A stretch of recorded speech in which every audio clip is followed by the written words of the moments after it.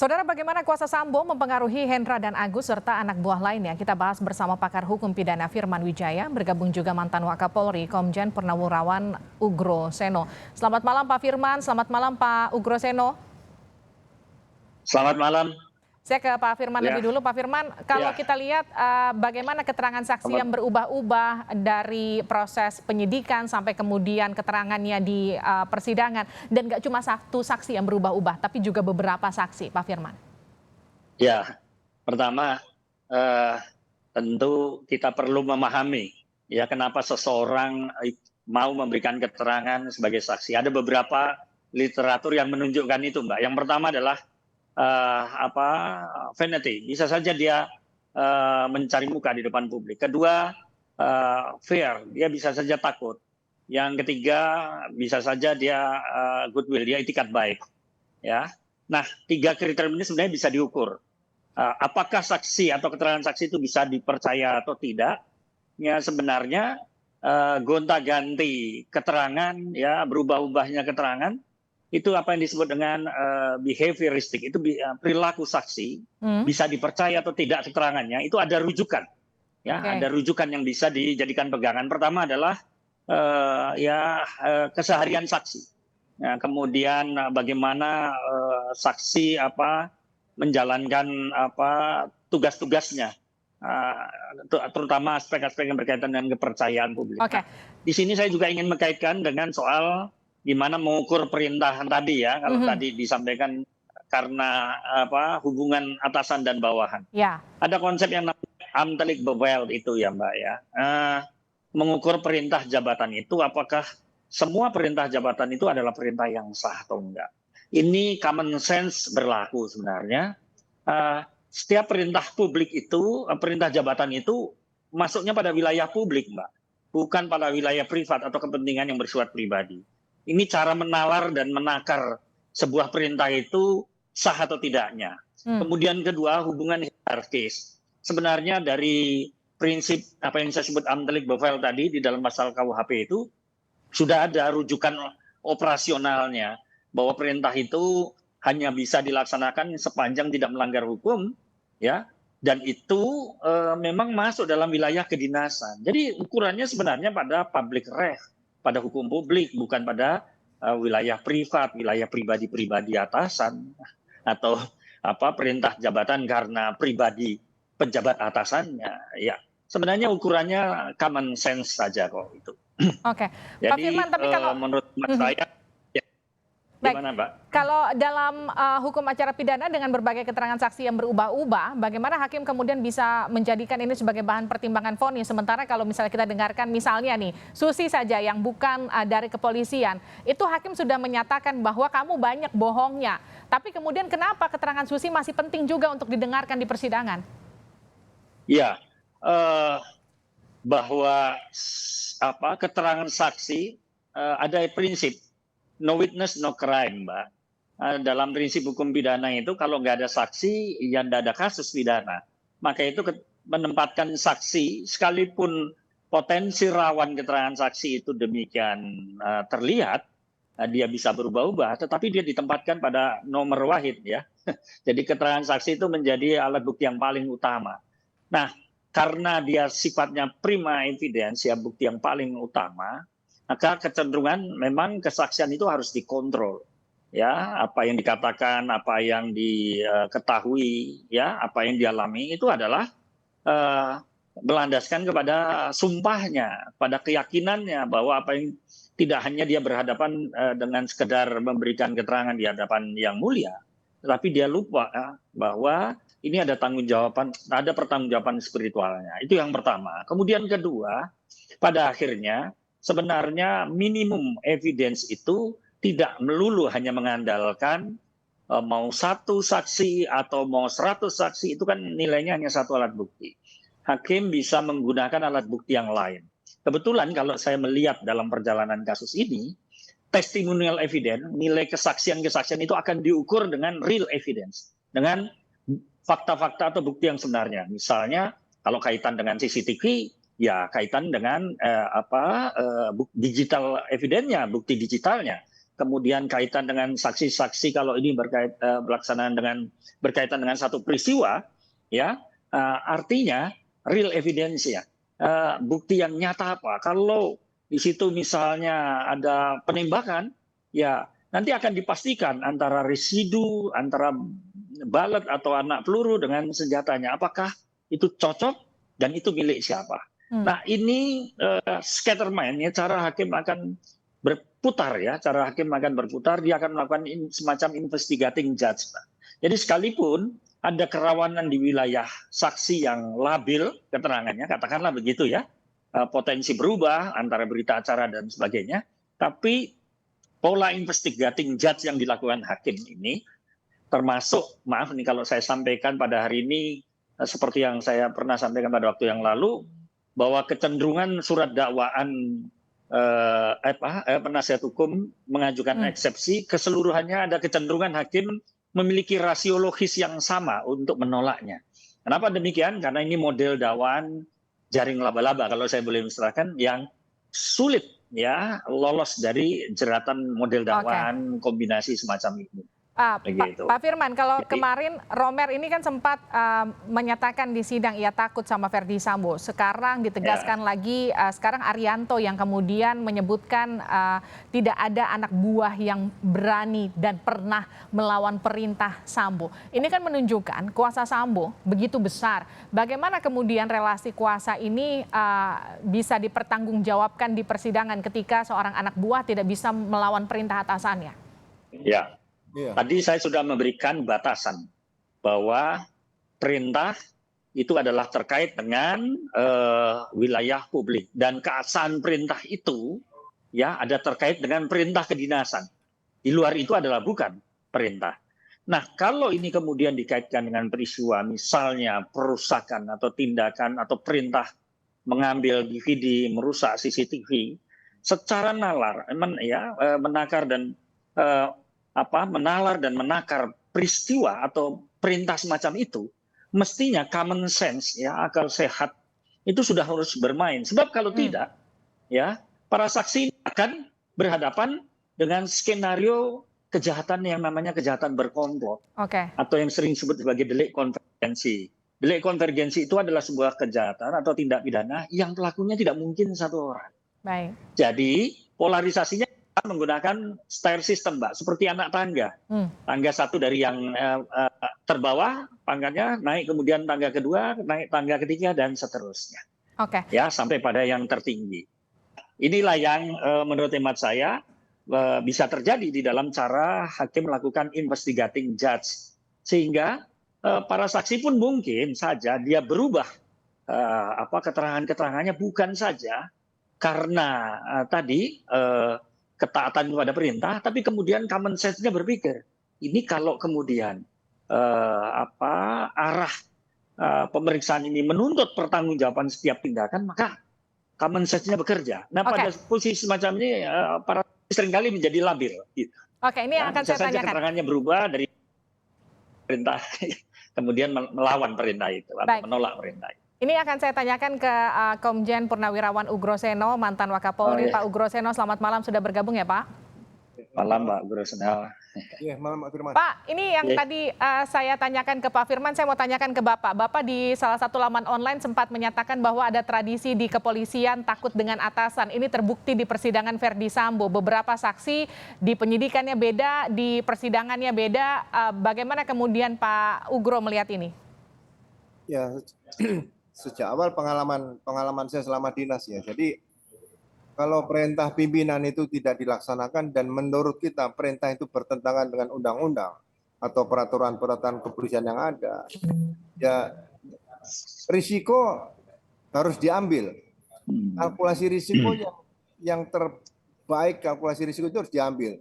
Jadi kalau menolak perintah atasan itu sanksinya administrasi, mutasi dan sebagainya, tidak mengikat. Nah, ini sudah disampaikan, saya sebagai kepala lembaga pendidikan, di setiap ceramah di tempat pendidikan pembentukan, itu saya sampaikan. Jangan ragu-ragu untuk menolak perintah atasan yang bertentangan dengan undang-undang atau peraturan. Jadi karena polisi itu selalu berhadapan dengan satu, pasti kalau tidak tertembak penjahat itu mati atau luka atau di rumah sakit, yang satu hukum di penjara. Jadi polisi itu berat, kakinya dua tuh dia berdiri di antara ya yang kiri kanan ini harus dipertanggungjawabkan sampai pensiun di situ. Itu risiko yang harus dihadapi. Jadi sekali lagi ya, risiko yang dihadapi sekarang kalau dia mengikuti perintah atasan yang kebetulan menimbulkan akibat hukum, ya mereka harus tanggung seperti sekarang ini. Baik, Pak Ugro, kita tahu ada Perpol nomor 7 tahun 2022, tapi di kepolisian yang mau saya tanyakan, kekuasaan seorang Kadif Propam segitu besarkah Pak sampai kemudian anak buah ini tidak bisa menolak? Kebetulan Bapak kan juga pernah menjabat sebagai Kadif Propam ya Pak, sekitar tahun 2009-an. Ini memang kalau kita bicara soal relasi kuasa di internal kepolisian, faktanya sebagai orang yang lama ada di kepolisian, Pak Ugro, seperti apa sih Pak? Ya, sampai saya memasuki usia dinas aktif sampai 1 Maret 2014 itu hal-hal seperti itu tidak pernah terasa ya, nggak ada. Jadi ada kelompok-kelompok yang harus tunduk setia taat kepada Prabu, kepada pemimpin di kepolisian yang sebetulnya dari Barada sampai Jenderal Bintang 4 itu punya kewenangan yang sama pada saat melakukan tugas pokok Polri sesuai dengan Undang-Undang Nomor 2 tahun 2002. Ya menurut saya itu tidak boleh terjadi. Jadi ya masing-masing harus berani mengatakan bahwa mohon izin Jenderal kami tidak sependapat, itu saja kan mudah, hanya mengatakan mohon izin Jenderal saya tidak sependapat, mohon izin Jenderal Komandan saya tidak sependapat. Nah itu saja yang disampaikan supaya ya polisi tetap akhirnya dicintai masyarakat, mendapat kepercayaan untuk melaksanakan fungsi pemerintah di bidang kepolisian, itu saja. Oke, tapi kalau kita bicara soal psikologis bawahan terhadap atasan Pak, itu seperti apa? Karena kalau kita bicara soal apa yang disampaikan saksi di persidangan, saksi sampai menyatakan bahwa tidak pernah ada satupun orang yang melawan perintah dari seorang Ferdy Sambo. Ada juga bahkan saksi yang menyatakan, saya takut sama Ferdy Sambo, itu kenapa kemudian harus diikuti saat itu? Ya mungkin kurang beberapa begini, kalau zaman-zaman ABRI dulu kita kan ada Santi Haji, Santi Karma, itu arahan pimpinan, arahan pada satu upacara itu harus sampaikan bahwa tidak perlu takut pada seseorang, takut itu sama ya satu sama Allah Subhanahu wa taala, sama Tuhan. Yang kedua sama hukum, sama undang-undang yang ada. Itu aja. Takut sama manusia buat apa gitu. Takut sama setan mungkin masih ada ya. Takut sama manusia apa yang harus takuti? Apa yang takuti manusia itu gitu aja. Oke, tapi kalau misalnya mereka sampai menyatakan bahwa ini adalah perintah atasan yang memang harus diikuti dan ini kemudian dikuatkan dari apa yang menjadi pembelaan mereka di persidangan, sejauh mana sih Pak batasan ini adalah instruksi atasan yang resmi atau tidak resmi? Ya, bagi saya instruksi manusia itu kebetulan jadi atasan kalau bertentangan dengan undang-undang atau hukum ya saya rasa nggak usah diikuti lah. Itu kan bisa ditolak. Jadi nggak usah takut risiko sanksi. Saya aja waktu Kapolda Sulawesi Tengah dicopot juga itu risiko, nggak ada masalah, bisa sampai bintang 3 Wakapolri kok. Itu aja. Oke, artinya seharusnya ada perlawanan yang bisa dilakukan seorang anak buah jika memang instruksinya itu melawan hukum, begitu kira-kira ya Pak? Ya, cuma secara etis lah, mohon izin Pak, kami tidak bisa laksanakan. Ya, misalnya kita disuruh pimpinan, kamu tagih utang saya ke sana nih, ada saya punya utang orang itu. Ya jangan dilaksanakan, nagih utang bukan tugas pokok polisi kan gitu. Nah, seperti itu. Kalau saya dipukul sama orang nih, siap komandan laporan dulu, nanti kami ikut bantu nangani. Ini seperti itu kan sudah ada mekanismenya. Jadi jangan keluar dari norma aturan yang sudah diatur dalam peraturan kepolisian atau peraturan Kapolri dan sebagainya. Itu kan kalau untuk atasan dan bawahan secara struktural, tapi kalau fungsi mereka sebagai pengawal dan ajudan yang melekat begitu Pak, bagaimana Pak teknisnya untuk kemudian bisa melawan instruksi dari atasannya? Ya sampaikannya tidak sependapat, saya bilang gini, risiko paling dimutasi kemana sih? Ya kalau Indonesia kan dimutasi nggak mungkin keluar Indonesia, ya kan, kecuali jadi atasan kepolisian. Jadi ya selalu ditanamkan dalam pendidikan pembentukan polisi bahwa perintah atasan itu tidak harus dilaksanakan. Sama dengan Satya Prabu di Catur Prasetya itu ya. Satya Prabu itu setia kepada negara dan pimpinan negara. Pimpinan negara siapa ya? Presiden, pimpinan negara loh ya. Beda dengan pimpinan pemerintah misalnya gitu. Harus disampaikan pimpinan negara itu harus diikuti gitu. Sebagai pimpinan negara sekali lagi ya saya katakan begitu. Oke, saya ke Pak Firman. Pak Firman, yang kemudian jadi pembelaan para terdakwa di persidangan kan selain yang tadi sempat saya singgung oleh bersama Pak Ugro, ini adalah instruksi, kemudian mereka tidak bisa melawan, mereka takut dengan Verdi Sambo, kemudian mereka merasa ditipu oleh skenario Sambo, mereka terjerembab artinya di dalam skenario Sambo. Sejauh mana kans mereka untuk lolos dari jeratan hukum? Ya, Mbak. Tadi menarik sekali. Sebenarnya kalau merujuk yang disampaikan Pak Ugro Seno ini kan beliau dari Lendiklat ya, seorang pendidik sangat wisdom lah pandangan beliau. Saya rasa kalau menspiriti atau menyikapi yang disampaikan beliau dalam konteks kasus ini keseimbangan atau kemampuan bernalar lah yang akan diuji oleh para hakim.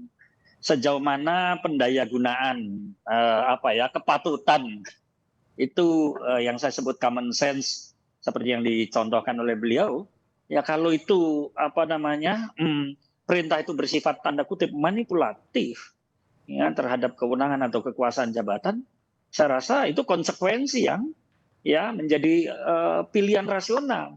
Nah, ketika itu diambil, ya tadi saya katakan, ya setidak-tidaknya sebagai aparatur hukum menyadari bahwa ada yang disebut dengan delik konvergensi atau yang dikatakan sebagai kejahatan berkomplot.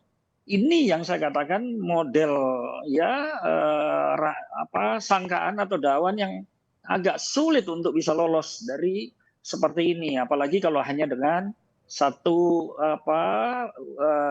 ucapan atau kata-kata yang mengatakan saya dibohongi dan sebagainya. Saya rasa itu agak klise ya kalau dalam konteks pembuktian.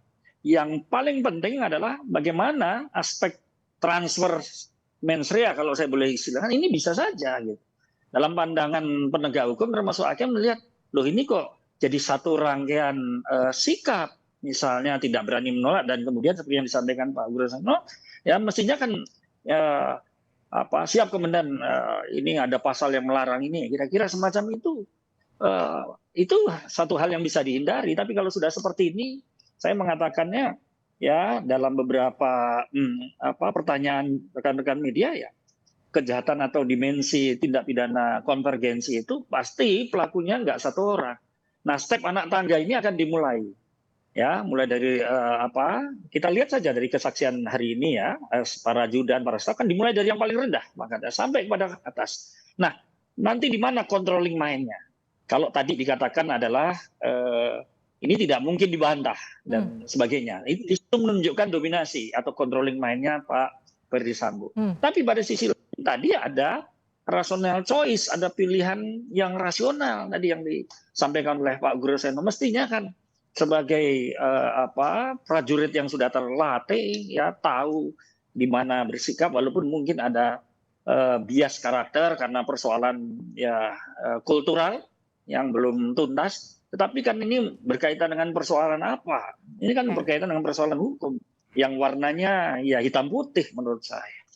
Baik, ini terakhir untuk Pak Ugro Seno. Pak, ini kan jadi momentum untuk perbaikan internal Polri. Bagaimana kemudian kalau kita bicara soal bagaimana memperbaiki mindset bawahan yang takut dengan atasan, tradisi yang harus selalu nurut untuk pimpinan. Bagaimana kemudian ini bisa menjadi perbaikan di internal Polri ke depan?